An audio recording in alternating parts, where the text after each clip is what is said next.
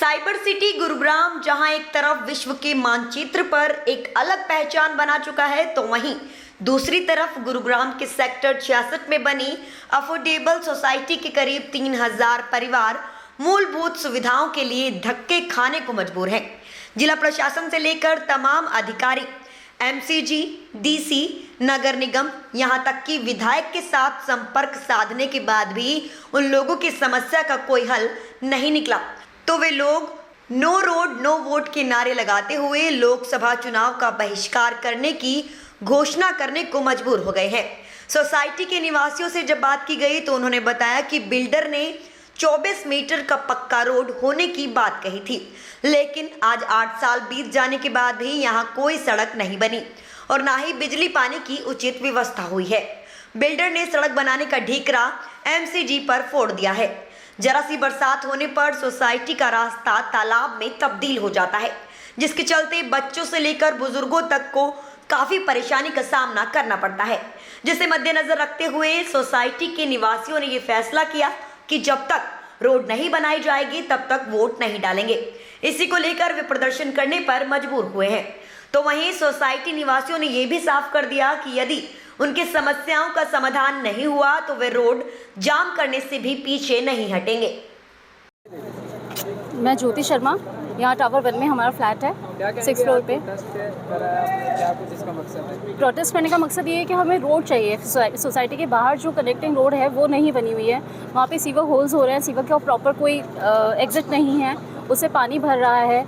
कई बार स्कूटर या हम जिस भी व्हीकल से आते हैं वो डगमगा जाते हैं। एक बार तो गिर भी गई थी मैं, चोट भी लगी मुझे। तो सबसे बड़ी प्रॉब्लम हमारी रोड की है। बच्चों को ड्रॉप करना स्कूल इतना मुश्किल हो रहा है, बस बाहर तक आती है, बस अंदर तक नहीं आती है। उनको छोड़ने जाना डेली का वर्क है, डेली हमें इस प्रॉब्लम को फेस करना पड़ रहा है। अब आने वाले टाइम पे बारिश होंगी तो और पानी भरेगा, और ज़्यादा दिक्कतें होंगी हमें। तो हम यही चाहते हैं गवर्नमेंट से कि जल्दी से जल्दी रोड को क्लियर करवाएं या बिल्डर हेल्प करें, बिल्डर इस रोड को बनवाएं। जो भी है बिल्डर से भी हमें ये प्रॉब्लम है। कौन है ये बिल्डर और क्या आपने इसको जब बिल्डर को बताया तो उनका क्या कहना है? बिल्डर बनाएगी? हाँ, बिल्डर कह रहे हैं कि एमसीजी बनाएगी। वो उन पे एमसीजी कहती है कि बिल्डर का काम है, वो दोनों एक दूसरे पे टाले जा रहे हैं। तो ये पहले आपकी बात नहीं हुई थी बिल्डर से?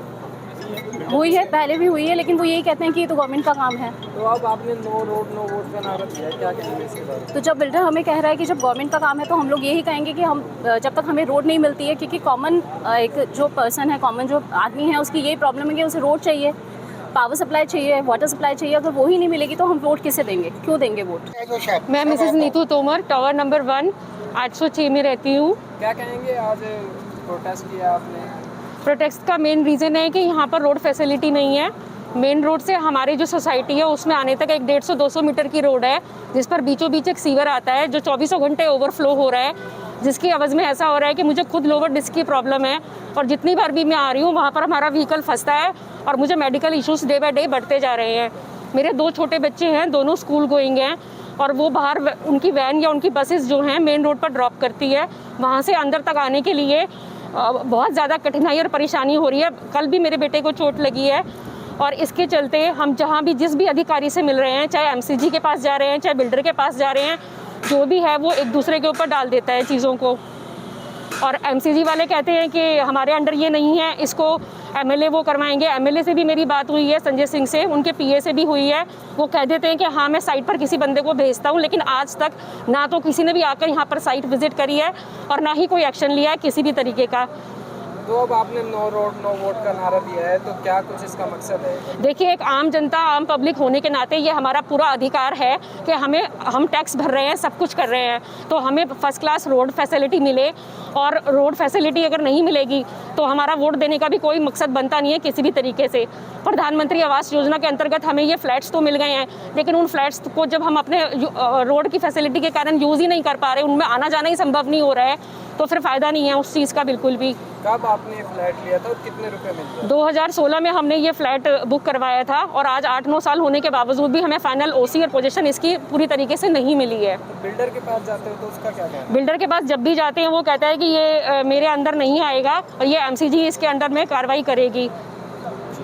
अब आप आगे की क्या करने वाले आगे का हैं? यही है कि आपकी अभी तो समस्या फिलहाल मैं अपने बच्चों के साथ रह रही हूँ, लेकिन अभी बहुत जल्दी मेरे साथ में मेरे इन-लॉज वगैरह भी आएंगे जो कि सीनियर सिटीज़न हैं। मेरे बच्चों को और मुझे ही रोज़ चोट लग रही है इस रोड से आने जाने में 150 मीटर की में। अगर मैं उनको उनके साथ में कहीं पर भी इमरजेंसी में रात बेरात यहाँ से जाना पड़ा तो वो भी बहुत ज़्यादा सफ़र करेंगे और कोई भी बड़ा हादसा किसी भी वक्त व्यक्तिगत रूप से ले सकता है। पर अपना परिचय दें। मेरा नाम GS भाटिया है। क्या मैं- कहेंगे आज यहाँ पे प्रोटेस्ट कर रहे हैं आप, क्या कुछ मकसद क्योंकि है? यहाँ पे 3 इशू हैं। एक तो ये है कि रोड से इसका आना बड़ा बहुत मुश्किल है। दूसरा ये है बिजली का प्रोविज़न नहीं है। तीसरा ये है कि अभी तक पानी का भी कोई सिस्टम नहीं बना। यहाँ पे कौन आके रहेंगे? यहाँ पे आना बहुत पॉसिबल नहीं है। अगर जो आ भी जाएंगे उनको बहुत डिफ़िकल्टी होगी। कब आपने ये फ्लैट लिया था और कितने रुपए में आपने ये फ्लैट लिया? ये हमने फ्लैट 2016 में बुक किया था और इसकी पोजीशन अभी तक नहीं मिली है इनको, क्योंकि अपना बिल्डर को ऑक्यूपेशन सर्टिफिकेट नहीं मिला। तो हमें क्या पोजीशन देगा? 8 साल हो गए हैं इस चीज़ को। कौन है ये बिल्डर? पायोटल। तो क्या कहेंगे, नो रोड नो वोट का नारा दिया आपने, इसका यस, क्या मकसद है? नो रोड, नो पावर और नो वाटर। यहाँ पे कैसे रह पाएंगे लोग? तो आगे आप क्या करने वाले हैं?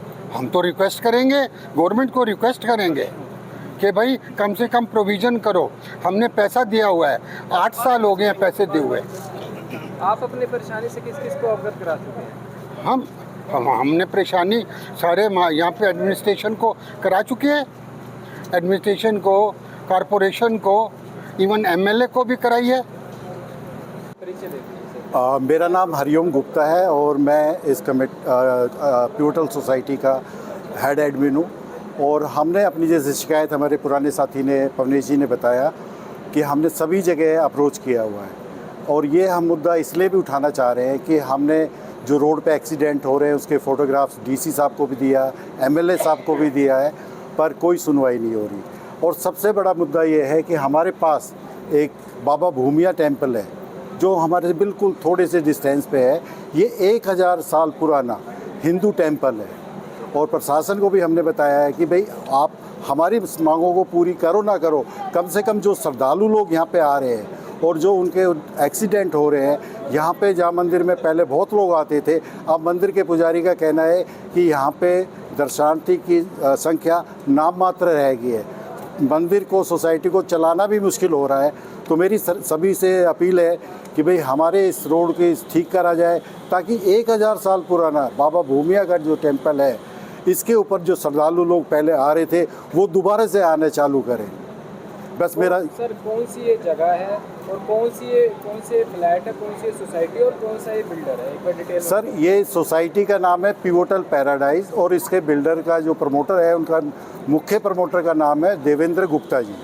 और जब इन्होंने हमें फ्लैट दिया था तब हमें इन्होंने बहुत ग्रीन सपने दिखाए थे कि जी आपको 24 मीटर का रोड मिलेगा, बैक एंड पे आपको ये रेवेन्यू रोड मिलेगा। ना हमारे पास 24 मीटर का रोड है आज की डेट में, ना हमारे पास ये है। इस सोसाइटी में आने का कोई रास्ता नहीं है। आप खुद लोग जैसे आए हैं तो आपने देखा होगा बाहर कचरे का अंबार लगा हुआ है, दुकानदार लोग अलग से परेशान हो रहे हैं। एक साइड हम कहते हैं कि भाई ये मिलेनियम सिटी है, हमारे मोदी जी कहते हैं कि मिलेनियम सिटी है। अगर मिलेनियम सिटी ऐसी ही होती है जहाँ पे कचरे के अंबार है और रोड टूटे हुए हैं, लोगों की गाड़ियाँ रोज़ टूट रही है, गड्ढों में घुस रही है, सीवर का पानी सड़क पे फैला हुआ है और आगे आने वाली बारिश के अंदर तो ये तालाब बन जाएगा। यहाँ सोसाइटी में आना मुमकिन ही नामुमकिन हो जाएगा। तो अभी आपने नो रोड नो वोट का नारा दिया है जी तो इसका क्या मकसद है? सर, इसका मकसद सिर्फ यही है, सोए हुए प्रशासन को, शासन को जगाना। हमारा कोई ऐसा उद्देश्य नहीं है कि हम इस नो वोट कैंपेन को आगे जारी करें। हम तो दिल से चाहते हैं कि भाई हम जो सरकार बढ़िया काम करे हम उसको वोट करें, पर हमें इतना मजबूर कर दिया गया है कि भाई हम करें तो करें क्या। हमारी आवाज़ कहीं भी सुनवाई नहीं जा रही है। इतने सारे लोग धूप के अंदर आज इकट्ठे हुए, मैं सभी का आभार प्रदान करता हूँ। आगे की आपकी रणनीति क्या रहने वाली है? सर, आगे की रणनीति हमारी ये है कि हमें पूरा आश्वासन है कि भाई हमारा रोड ये 2 हफ्ते के अंदर बन जाएगा। जैसे संजय सिंह ने हमारे बताया, MLA सोना ने, कि इलेक्शन के टाइम पे वो वोट कलेक्ट करने के अंदर बिजी हैं। इलेक्शन के बाद वो हमारी समस्या का निदान करेंगे। जी, मेरा नाम पवनेश गर्ग है। मैं क्या कहेंगे, आज आप प्रोटेस्ट कर रहे हैं, क्या कुछ इसका मकसद है? सर देखिए, हमारा प्रोटेस्ट बड़ी मजबूरी में हमें करना पड़ता है। हमने प्रोटेस्ट तब किया है जब हम बहुत जगह धक्के खा चुके हैं। हमारा बिल्डर पाइवेटल इंफ्रास्ट्रक्चर है, देवेंद्र गुप्ता इसके ओनर हैं। उन्होंने हमारे को 8 साल में फ्लैट दिया है, लेकिन फ्लैट के बाद हमारे पास ना बिजली है, ना पानी है, ना रोड है। बिजली हमारी आप देख सकते हैं कि डीजी पर चल रही है और डीजी भी बीच बीच में बंद हो जाता है, तो हम बिना बिजली के रह रहे हैं। और पानी हमारा टैंकरों से आता है, पानी की समस्या है। और सबसे बड़ी समस्या हमारे लिए आज की डेट में रोड की है। हमारे पास 2 रोड का एक्सेस है, लेकिन दोनों रोड टूटी फूटी हुई है और उसमें सीवर ओवरफ्लो हो रहे हैं। एक रोड दूसरे बिल्डर ने ब्लॉक कर रखी है। हमने डीटीपी को शिकायत की, डीटीपी उस रोड को नहीं खुलवा पाया आज तक। हम परेशान हैं उस रोड से। और दूसरा रोड गवर्नमेंट की अपनी रेवेन्यू रोड है, जिस पर कि पानी ओवरफ्लो हो रहा है, टूटी फूटी हुई है। हमारे रोज़ एक्सीडेंट हो जाते हैं, हमारे बच्चे गिर जाते हैं, हमारे बड़े बूढ़े बुजुर्ग गिर जाते हैं। हम बहुत परेशान हैं।